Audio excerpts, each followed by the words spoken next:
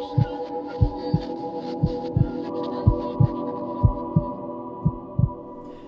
YouTube, it's just me. I am continually playing with my intro. I think I like that one. I think I like something just short, sweet, to the point, sort of just like, ha ha ha ha, ha it's Jericho movie. And we'll just leave it at that. Um, yeah, fantastic. If you like it, let me know. If you don't, whatever. If you have other ideas, whatever. I also put in the comment or the info box in the last video, I'm looking to host artwork by YouTube users. If it's music, if I could use as background music or intro music or stuff that I play in segments or whatever else. If you are an animator, I certainly think we could work together there. Whatever, I'd be happy to host your stuff on this channel, provide my viewers with links to your stuff where they could potentially buy your stuff. You see, symbiosis, very cool. I get more viewers and I get prettier videos, really, and you get potentially money if you have a professional website where I can direct these viewers to all of you. Fantastic. Second update. Last video we were talking about what were we talking about? We were talking about a change to the procedural law to civil disputes. This is what I have my experience in, what little experience I have so far anyway. And it really came down to limiting the amount of billable hours each side gets to the least amount on one side or the other. People jumped up and said, no, it's not fair. Fair has been construed by the courts to mean equal. That's it, not perfect. See, lots of times you can have situations where, for example, you'll discover a piece of evidence that you think is just awesome to your case, and you won't be able to use it in trial. It just won't be admitted. You can petition the court to make an extension of discovery or have basically ask the judge to make an exception to the rules in place. But traditionally, judges are pretty stubborn about changing the rules and making exceptions. I suppose if you're about to sentence someone to death and you find out that, no, actually, here's the undisputable evidence that he's innocent, they probably will make an exception. But for a lot of civil matters and such, they're just less likely to do it, because the idea here is that it's a fair trial because both sides have the same set of rules and they have the same calendar dates and it's all just there. The problem I pointed out was the man hours. So my proposal that you would simply compare hours, and it has been sent off. Never mind. That whole idea has been sent off to an attorney instructor of mine, and I'm interested in see what he says, and I'll share it with all of you. It is completely feasible. A lot of people who are jumping up and down, I don't think really know what the hell they're talking about, which is so common here on YouTube. It's amazing. But really, some of the most outbursty kinds of comments I got really came from, I believe, people who are not at all competent or familiar with the actual legal process, the rules of procedure, and so on, because we make restrictions of both sides all the time. It's the only way anything gets done. Anyway, more importantly, and the point of this video, I have begun something that is interesting. There's a kind of experimental atmosphere on this channel that I try to maintain. It's really part of my heart and soul, is to continue to question and experiment, and really even when that means to subject myself to my own crazy mad scientist kind of experiments. And so, like, for example, when I turned over the password to this channel to a number of different individuals, I think it was 3, one dropped out, the other one dropped out, and then David, finally, I asked him if I could just have exclusive rights recently. But anyway, they were given this password drawn out of a box, names drawn out of a box, and it was the whole idea of like, oh, what are you going to do now? Here you are. You have far less subscribers than I do. Here's a channel. You can do anything you want. What are you going to do? And it was cool. It was fun. One of those ideas that David, as you all will remember, most of you anyway, one of the ideas he proposed was the idea of fruitarianism. And man, did he get a bucket full of laughs for that kind of proposal. Well, guess who has decided for the next 2 weeks to try it out? None other. It's because I think I have a mental disorder. I don't trust people. Yeah, I think that's really what it comes down to. I mean, the fact that, I was thinking about this the other day, the fact that when we put a doctor on the stand, he could be charging our firm $1,000 an hour for that testimony. It is unreal. Unreal. You think lawyers are full of themselves. Oh no, my dear sir. No, no, no, no, no, no.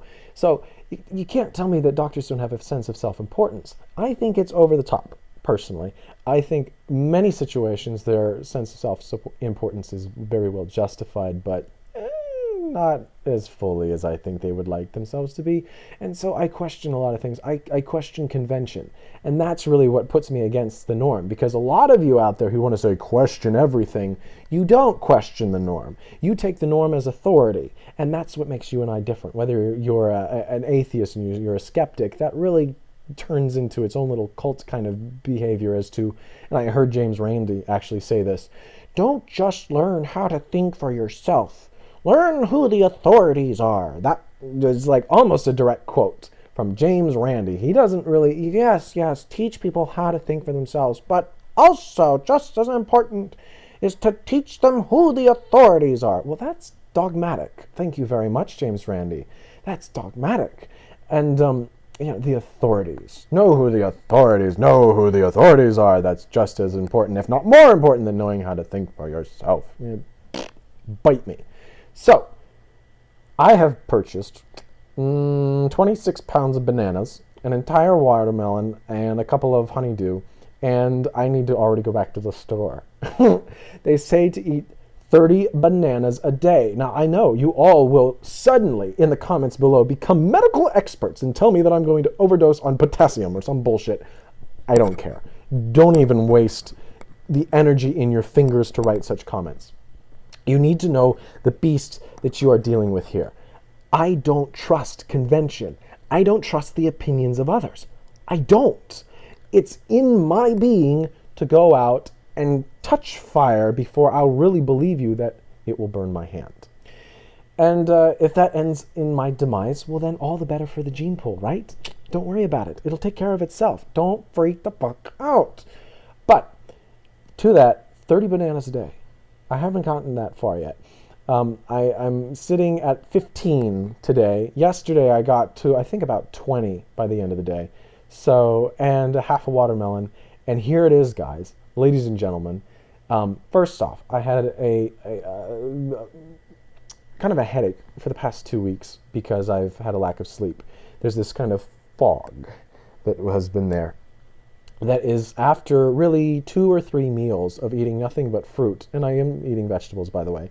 And I am eating fish, by the way. I like my sardines. And so I'm not a vegan. I'm not even a vegetarian. But big shift in diet. Where it's just a huge mass of fruit. The fatigue has disappeared. It's gone. There is this sense when I wake up, because I still am not getting my 8 hours because I'm being stupid. There's that feeling you get where you're like, no, I want to go back to bed. It's just that draw, like, no, sleep is better. But it's without that kind of grogginess, that feeling, this right here business that I know we've all experienced. My headache is gone. It really is. The fatigue is gone. And I find myself with just an abundance of energy, and I've only done this for 6 meals. Okay, so it started like on a dinner, but if you wanted like 6 meals into it, I'm feeling I'm energized. My mind is sharp. It's not fogged. I don't feel as dyslexic as I usually feel.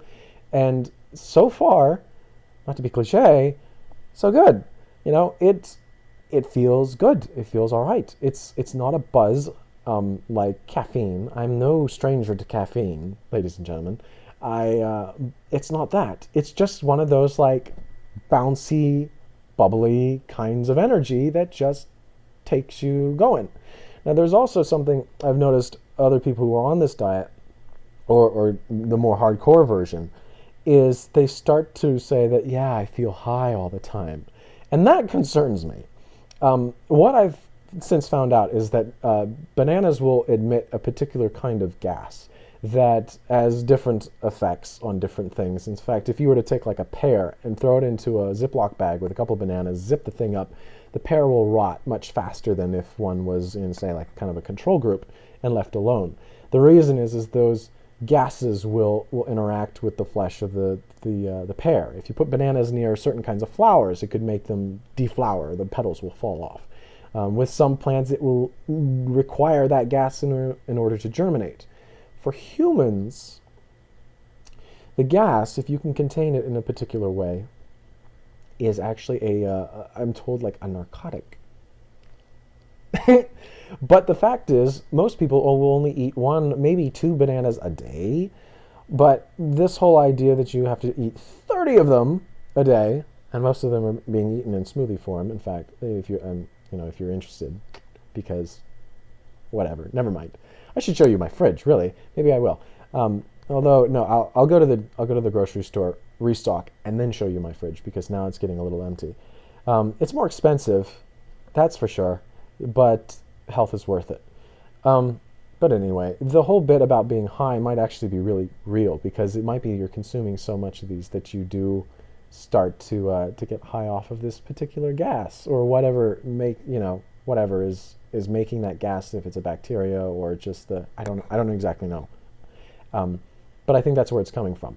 My goal is not to become vegetarian or vegan or anything really like that. I want to limit my meat intake to basically fish, kind of get back on a diet like I was in Japan, and see where this fruit business goes. I like that I can eat as much as I want. I'm pissing about like 10 times a day, so I don't know about that, but it happens. And I will keep you posted, because as of right now, I'm feeling really good.